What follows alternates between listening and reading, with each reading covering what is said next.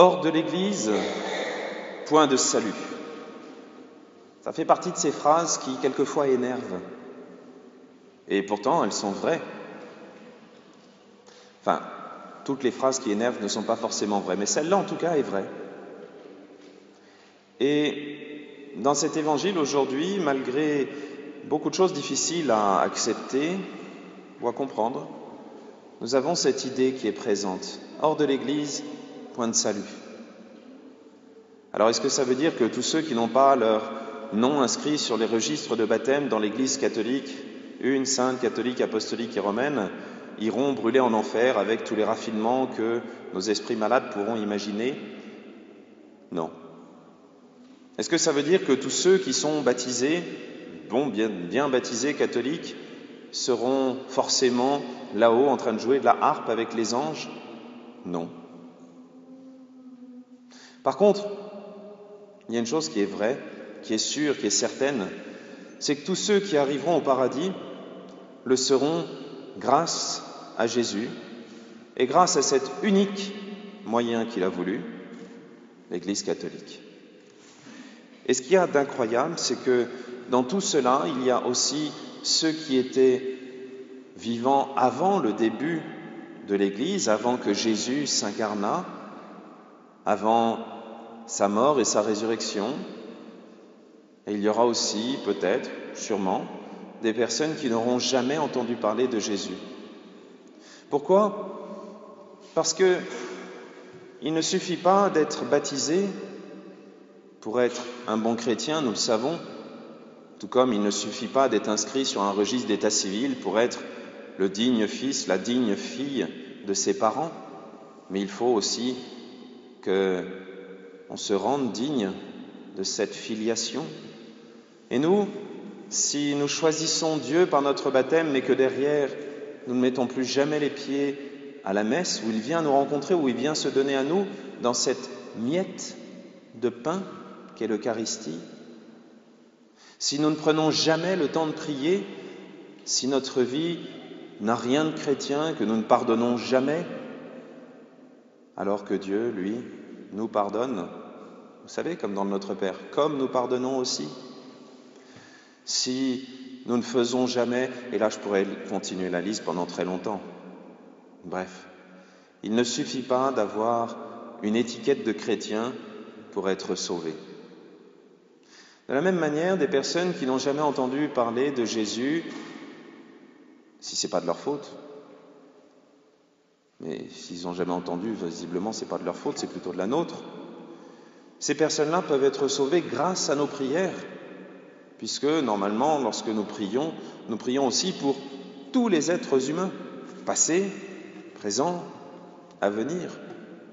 Et notre prière, nous le savons, est efficace. Et c'est pour ça qu'elle doit être fervente et forte. Pour comprendre cela, dans cet évangile, nous avons les 12 apôtres, qui sont de vrais fils d'Israël, et à qui Dieu a transmis une promesse. « Je serai ton Dieu et tu seras mon peuple ». Et ils en ont déduit qu'ils étaient exclusivement le peuple choisi, et que pour être sauvé, il fallait forcément avoir dans ses gènes, dans son code génétique, la descendance d'Abraham, d'Isaac et de Jacob. Et lorsqu'ils voient cette femme étrangère, qui n'est même pas juive, ils se disent « Non, Seigneur, elle nous casse les oreilles, renvoie-la, franchement, qu'est-ce qu'elle vient faire ici ?» Et cette femme continue à demander. Et Jésus s'adresse indirectement à elle en disant « Il n'est pas bien de prendre le pain des enfants et de le jeter aux petits chiens. » Ça nous semble dur. Pourtant, dans cette appellation, il y a toute la douceur de Jésus, cette douceur qui est quelquefois un petit peu dérangeante. Et cette femme l'a bien compris, puisqu'elle dit « Mais les petits chiens aussi mangent les miettes lorsqu'ils sont sous la table de leur maître. » Elle ne savait pas que Jésus allait instituer l'Eucharistie. Elle n'avait jamais entendu parler de la table de de l'Eucharistie, même s'il faudrait mieux parler de l'autel. Et pourtant, en disant cela, elle faisait preuve d'une foi incroyable.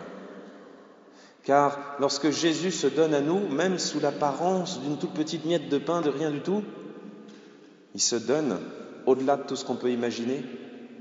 Et vous inquiétez pas, il y en aura suffisamment pour tout le monde. Rappelez-vous tous les miracles avec les multiplications des pains. Il a 5 pains, 2 poissons et il nourrit des foules entières et il en reste encore. Et vous regarderez dans vos évangiles, à chaque fois il en reste 7, 12 paniers. C'est un chiffre qui veut dire un peuple entier, une nation entière. Le monde entier peut être nourri. Mais nous devons partager ce pain. Nous devons prier non pas de manière égoïste, mais aussi pour les autres. Lorsque cette femme demande à Jésus de sauver son enfant, et lorsqu'elle dit cette phrase « Les petits chiens mangent les miettes qui tombent de la table », Jésus admire sa foi. Alors que je pense qu'elle n'avait jamais entendu parler ni du Messie, ni de l'incarnation, ni de la mort, ni de la résurrection, ni de la rédemption. Je sais, ça fait des gros mots le dimanche matin et on n'est peut-être pas forcément réveillé, mais ça fait rien. Peut-être qu'elle n'avait pas fait son catéchisme, mais dans son cœur, elle savait qu'elle pouvait être sauvée par ce mystérieux Jésus. Il y a autour de nous des milliers, des centaines de milliers de personnes, des millions de personnes qui savent qu'il y a ici dans ces églises quelque chose qui les dépasse.